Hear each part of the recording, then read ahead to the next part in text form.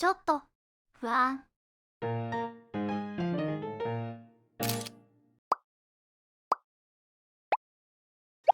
こんにちは、春日部つむぎです。今日のフィギュアはこちら。2026年6月ファットカンパニーから発売されたデュランダルだよ。ゲーム本編でもしっかり引いてる子なんだけど、予約時点ではまだ引いてなかったし、引いたのも確定チケットで引き換えるっていうね。そんな余談はさておき、結構いい感じです。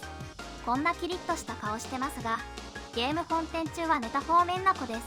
あと 3D モデルの正面が異様にもちもちしてて、こんなキリッとしてたっけってなりました。見返すと確かにこんな感じなんだけど、やっぱり見慣れた 3D モデルとカルストンライトとかいう究極にヤベえ女と一緒になってるせいで不評被害が強いかも。フィギュアの出来はかなりしっかり再現されてて結構いい感じ。衣装の方についてる紐も細かく造形されてて、動作に違和感を感じさせずとてもいい。この方の紐って何なんだろう。ジャケットにも動きが見られる造形がしっかりされていて、本当によく作られてると思う。どことは言わないけど隙間感とかもいいよね。そしてまあこの白い衣装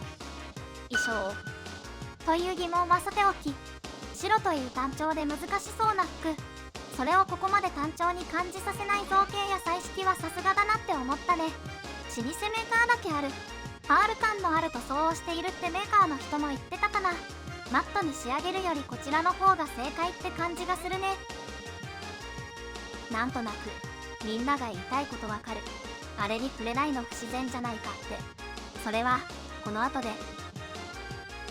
値段もかなりいくけど出来栄えはすごくいいんで、ファンは欲しい一品だね。さあ、フィギュアの純粋な評価はこれくらいにして、問題点について話そう。尻尾を支えるこの透明なパーツね。前回トランセンドの時は説明書にもなく後出しでしようってことにしたっぽいんだけど、今回はちゃんと説明書にも外せるよって書いてました。開封時にビニールが挟んであったので、それを外すと取れるくらいには簡単。やったぜって言いたかったんだけど、この動画ではなぜかつけてるよね。開封したのが6月25日で動画撮影をしたのが6月26日。1日置いたらなんか尻尾が剣に干渉して持たせられなくなったんだよね。台風7号、8号と接近している関東で室温もそこまで高くなかったから、温度による尻尾のエタレとは考えにくい。こんな感じで干渉しちゃうようになったんだよね。で、クリアパーツで持ち上げたらすんなり持たせられるようになったの。これは個体差かもしれないけど、クリアパーツがかなりぎっちり尻尾を持ち上げていて、時間経過とともに素材の癖が取れて干渉するようになったのかなって。このクリアパーツも変形防止パーツって書いてあるんで、多分それを見込んでるのかもしれない。この辺りは説明書に触れてないけど、トランセンドの説明を見ると、長時間の展示の際は取り付けた状態を推奨しておりますって書いてあるんだよね。デュランダルもそうなんじゃないかなって邪推しちゃうよね。